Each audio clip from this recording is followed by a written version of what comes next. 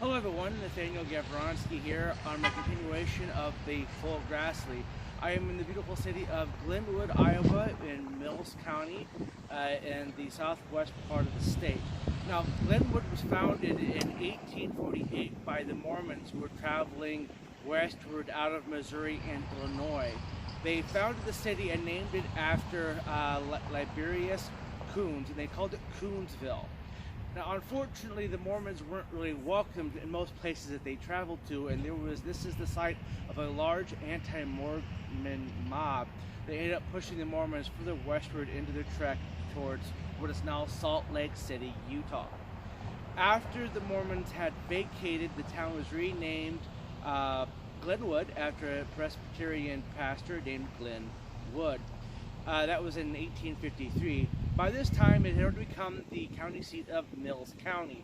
Now, Mills County was incorporated as an official county in 1851 and named after Major Frederick Mills, who was killed in August of 1847 in the Mexican-American War. Now, he's famous because he was actually from Burlington, which was the territorial capital of Iowa before the capital moved up to Iowa City. And a lot of the more prestigious people were from Burlington, so he would have been well known. And also, as I mentioned before, Iowa has a tendency to put a lot of soldiers into the fight. So there's a lot of towns and counties that are named after these fighting men and the battles they fought in. Now, the Mills County has had a couple of different courthouses. The first one was here. It was just a simple wooden structure in the early 1850s. But in 1857, they built a taller two-story building that was more in the Victorian style buildings. It was kind of like a whitish color made out of brick. There's a beautiful portrait of the building in this courthouse, and it was expanded in 1910, and they had a clock tower that was placed on top of it. As you notice, this one currently does not have a clock tower sitting on top of it. There is a clock on the grounds over there, on the side over there, and it was dedicated a few decades later. This building behind me, they started construction on it in 1958, and just about a year later, they did a dedication of it in August of 1959. They're very proud of the building. It is known as being they call post-modern. There's a lot of courthouses throughout the southern tier counties in Iowa that revamped their courthouses into more modern-looking structures, and this happens to be one of those buildings. Couple of things afterwards that happened that are important to this county. There was a lot of meat packing here after the Civil War. The railroads came through here. A lot of the business as the country kept expanding, the businesses kept moving further and further out west. This part of the state supported heavily the creation of the Nebraska Territory to continue that westward expansion, and a couple of lawyers from Glenwood actually served in the Nebraska legislature and at the federal level, but they were, obviously they were ran out of town here when they tried to do that. Something else I want to talk to you about Glenwood and Mills County history is the asylum that was here. Now, right after the Civil War, there were a lot of orphans, and there was orphanages that was opened here in Glenwood. About 1870 or so, they converted that to a facility for the feeble-minded children. Now, before I get any further, I want you to understand that the average IQ of human beings is between 95 and 115. Feeble-minded was the top end of that lower spectrum, with an IQ rating of like 51 to 95. Below that was imbecility, which was a legal term, which for people whose IQs were 26 to 50. Below that was idiocracies, and these people, again, these were scientific terms used to describe people, and that was for people who had a regular IQ that could be measured between 0 and 26. In 1941, this facility was named the Glenwood School for the Feeble-Minded Children, and it was also a hospital. The thing is, though, is that in the late 1950s, specifically 1957, the Des Moines Register did a profile on someone who had been put into this and incarcerated in the institutionalization of mental health for over 50 years.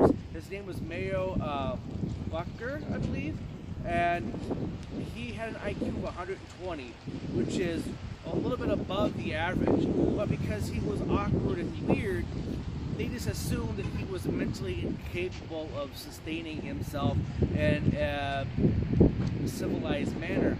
And this is something that's not just here in Mills County and in Iowa, but the United States as a whole. There were these facilities all over the country throughout the 20th century that anyone who were just a little bit different, a little bit odd, they institutionalized them.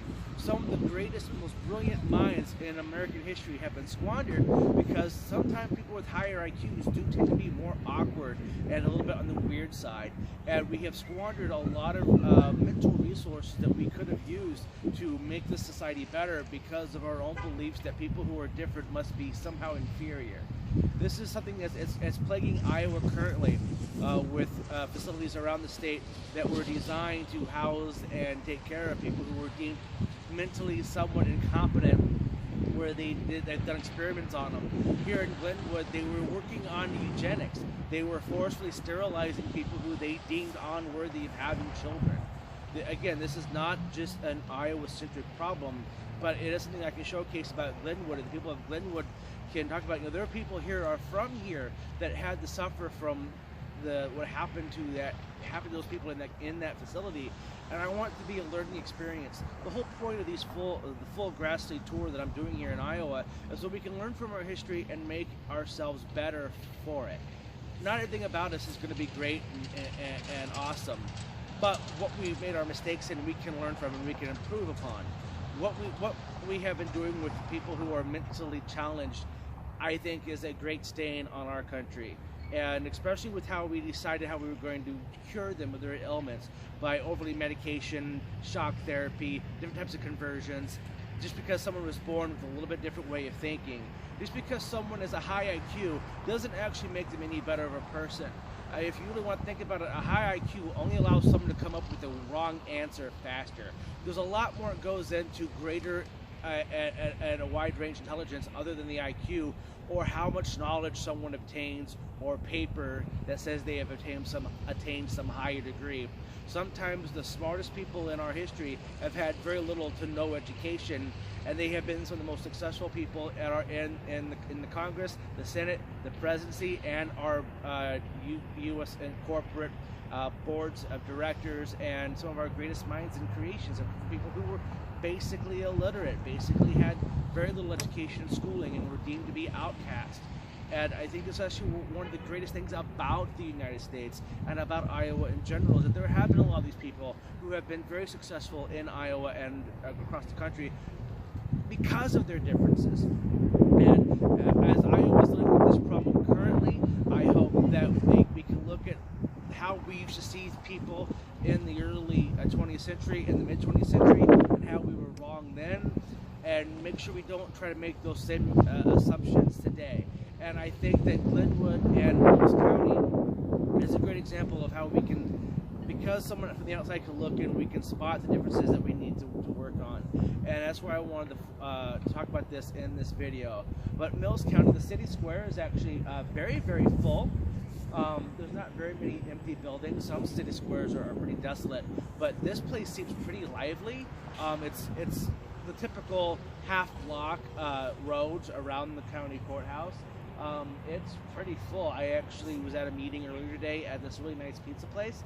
So the grounds are really well kept. There are monuments to veterans because Iowa has always been very proud of their veterans, and they showcase their veterans from the Civil War onward, and I think that's really great. I love the fact that all these county courthouse grounds had these, and how these county courthouses are community centers. There's picnic benches here, and there's places where you can kind of enjoy yourself on a nicer than today type of weather.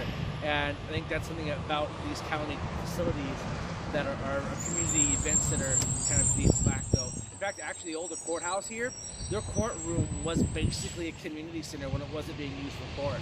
So that's Glenwood and Mills County. I hope you guys come out here and visit. The place is pretty bustling. I think there's a lot, probably more to do here than it meets the naked eye. So come out and visit. It's just off Highway 34 in the western part of the state of Iowa. It's in the top, the bottom two Roanoke counties. Is the second from the bottom towards Missouri, and it borders the Missouri River to Nebraska. So there was a lot of flooding here, and they bounced back pretty well.